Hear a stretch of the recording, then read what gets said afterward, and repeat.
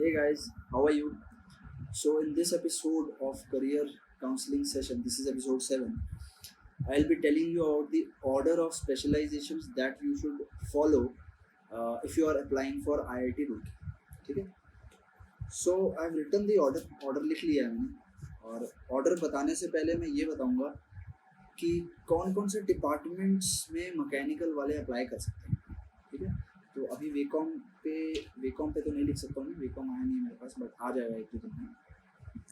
मैंने एक लिस्ट बनाई है, तुम उसको नोट करो. ठीक है, बट मैं तुम्हें ये बता दूं कि जो भी मैं प्लेसमेंट्स के रिगार्डिंग बोलने जा रहा हूँ इस वीडियो में, this is specifically for mechanical engineering students. Okay, क्योंकि जैसे ही हम टॉप 5 आई से नीचे जाते हैं ना, IIT रुड़की और IIT गुवाहाटी भी आते हैं, तो प्लेसमेंट्स डिक्लाइन कर जाते हैं for mechanical engineering students. Okay, this is not applicable for CSC और electrical students, electrical engineering students. उनके प्लेसमेंट्स NITs में भी थोड़े बेटर ही होते हैं. ओके, तो डिपार्टमेंट्स की लिस्ट है, आप लिख लो, उसके बाद मैं ऑर्डर बता दूंगा. ठीक है, तो ये अल्फ़ाबेटिकली मैंने लिखा हुआ है. तो पहला तो है हाइड्रो एंड रिन्यूएबल एनर्जी. ठीक है, दूसरा है mechanical and industrial engineering department, हमारा डिपार्टमेंट. इसमें 5 स्पेशलाइजेशन है वहाँ पे. एक है CAD CAM, design, thermal, production and industrial systems, और 5वीं है वेल्डिंग टेक्नोलॉजी. ठीक है, तीसरा डिपार्टमेंट जो है वो है मेटलर्जिकल एंड मटेरियल्स इंजीनियरिंग, इसमें अप्लाई कर सकते हो तुम. चौथा है paper and pulp engineering. Paper and pulp engineering जो डिपार्टमेंट है ना, ये सहारनपुर वाले कैंपस में चलता है. IIT रुड़की का एक सहारनपुर वाला कैंपस भी है, उसमें ये पेपर एंड पल्प इंजीनियरिंग चलती है for BTech as well as for PGs. उसके बाद है वाटर रिसोर्सेज डिपार्टमेंट, फिर है नैनो टेक्नोलॉजी, 7th है डिजास्टर मिटिगेशन एंड मैनेजमेंट, 8वां है transportation systems, and 9th is polymer and process engineering. तो ये सारे डिपार्टमेंट्स हैं जिसमें तुम लोग अप्लाई कर सकते हो. ठीक है, अगर तुम्हें प्लेसमेंट्स के लिए जाना है, सिर्फ प्लेसमेंट्स के लिए जाना है, तो ऑर्डर में तुम्हें बताया था. एलिजिबिलिटी क्राइटेरिया है 60% मार्क्स और 6.0 ऑन अ 10 पॉइंट स्केल, और CGPA और 6.0 ऑन अ 10 पॉइंट स्केल. ठीक है, for general category candidates. Okay, तो ऑर्डर प्लेसमेंट्स का है कि सबसे पहले तो तुम डिज़ाइन के लिए जाओ. ठीक है, पहली स्पेशलाइजेशन तुम्हारी नीचे डिज़ाइन के अच्छे प्लेसमेंट्स हैं. दूसरी स्पेशलाइजेशन यहाँ पे थर्मल नहीं भरनी है, दूसरी स्पेशलाइजेशन यहाँ पे भरनी है कैड कैम. कैड कैम के प्लेसमेंट्स बहुत अच्छे हैं, और कैड कैम के ज़्यादातर कोर्सेज डिज़ाइन वाले बच्चों के साथ होते हैं. ठीक है, तो ज़्यादातर कंपनी जो डिज़ाइन के लिए आती है ना, वो कैड कैम के लिए भी ओपन रहती है. तो पहली स्पेशलाइजेशन डिज़ाइन, दूसरी कैड कैम, थर्मल नहीं, थर्मल तीसरी होगी. ठीक है, इसका चौथी होगी हमारी प्रोडक्शन एंड इंडस्ट्रियल सिस्टम्स, और 5th होगी वेल्डिंग टेक्नोलॉजी. अब कैड कैम और डिज़ाइन की प्लेसमेंट तो बहुत अच्छी है, लेकिन थर्मल में थोड़ी सी कम हो जाती है, प्रोडक्शन एंड इंडस्ट्रियल सिस्टम्स में और थोड़ी कम हो जाती है, और वेल्डिंग टेक्नोलॉजी में और थोड़ी नीचे चली जाती है. तो ऐसा नहीं है कि प्लेसमेंट्स नहीं होंगे, अगर तुम अच्छा CGPA मेंटेन करोगे तुम्हारा प्लेसमेंट होगा. ओके, लेकिन डिज़ाइन और कैड कैम की प्लेसमेंट्स बहुत अच्छी हैं.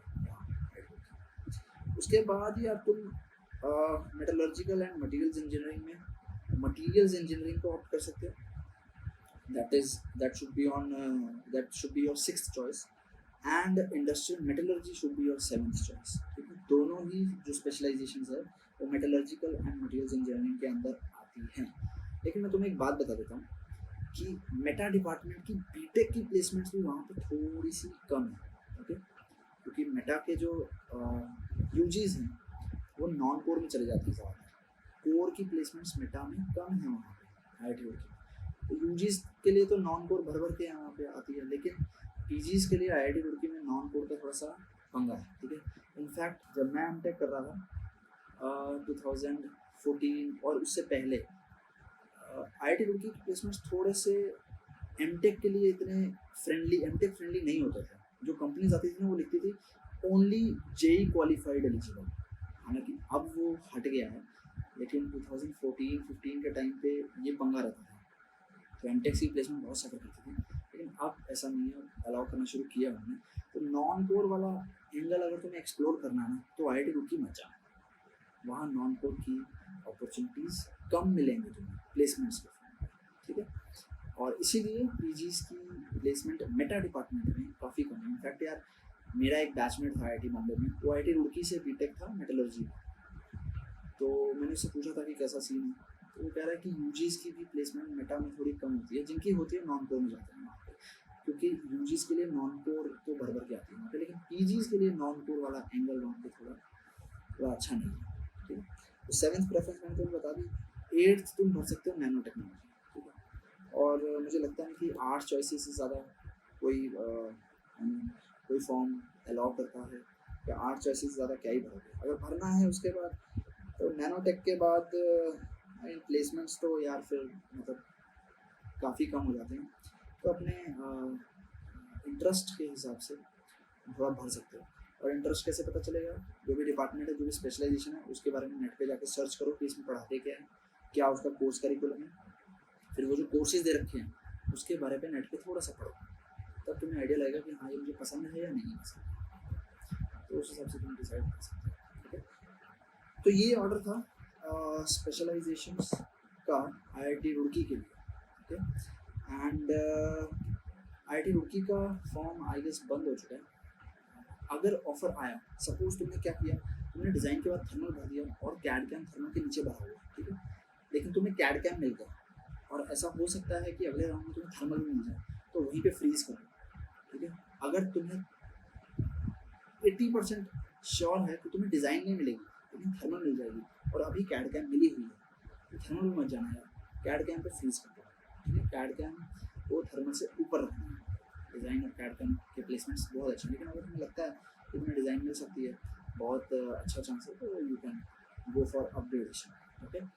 और अगर तुम्हें कोई भी डाउट है करियर काउंसलिंग के रिगार्डिंग, तो हमारा एक ग्रुप है FB का, ग्रेट एस्पिरेंट्स MECE CSC, उस पर जाओ, ज्वाइन करो। उस पर जो पहला पोस्ट है, पिन्ड पोस्ट होगा, एक तो मेरी प्रोफाइल से होगा, उस प्रोफाइल पे क्लिक करो और मुझे फ्रेंड रिक्वेस्ट भेजो और मैसेज भेजो, तो मैं आंसर करता रहता हूँ, ओके। मेरी 2 प्रोफाइल से जा रहा है, क्योंकि दूसरी वाली को मत भेजना प्लीज़, वो मेरी ना मतलब पर्सनल प्रोफाइल है। स्टूडेंट्स के लिए जो स्पेशली मैंने प्रोफाइल क्रिएट की है, गेट एस्पिरेंट्स MECE CSC के ग्रुप पर जाओ, वहाँ पे पिन्ड पोस्ट होगा, उसमें पहला ही जो पोस्ट होगा वो मेरी प्रोफाइल है जो स्टूडेंट्स के लिए क्रिएट की है, जिसमें ये सारे डाउट्स क्लियर हैं, ठीक है। और सेकंड इन्फॉर्मेशन, हम लोग हिंदी में बैच स्टार्ट कर रहे हैं, हिंदी लैंग्वेज, गेट ESC का, गेट 2021 का एंड द नेक्स्ट ESC 1 जून को स्टार्ट हो रहा है, और मैं स्टार्ट कर रहा हूँ थर्मोडायनामिक्स, ओके। मेरी अनअकैडमी की प्रोफाइल है वीरेश कुमार के नाम से, not Manoj there, Viresh Kumar, Facebook पे by the name Viresh Manoj.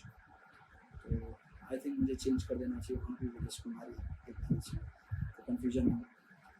You can follow me on Unacademy, and if you want to buy the plus subscription of Unacademy, you can use my code Viresh10 for 10% discount, okay।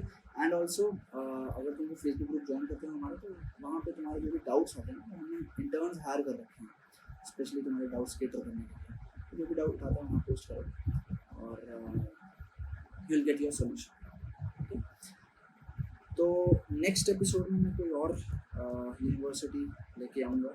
Last episode में मैंने तुमको कुछ NITs के बारे में बताया था, may be in the next episode में कुछ और बाकी NITs के बारे में तुम्हें बताऊँगा प्लेसमेंट के पॉइंट ऑफ व्यू से। हाँ, अगर तुम्हें PhD करनी है, ये पॉइंट रह गया है, अगर तुम्हें PhD करनी है तो फिर तुम और तुम्हारा गेट स्कोर थोड़ा लो है वर्क ऑन, और तुम placements you don't bother about the placements that much, तो फिर तुम अपने हिसाब से, अपने इंटरेस्ट के हिसाब से ही डिपार्टमेंट करना।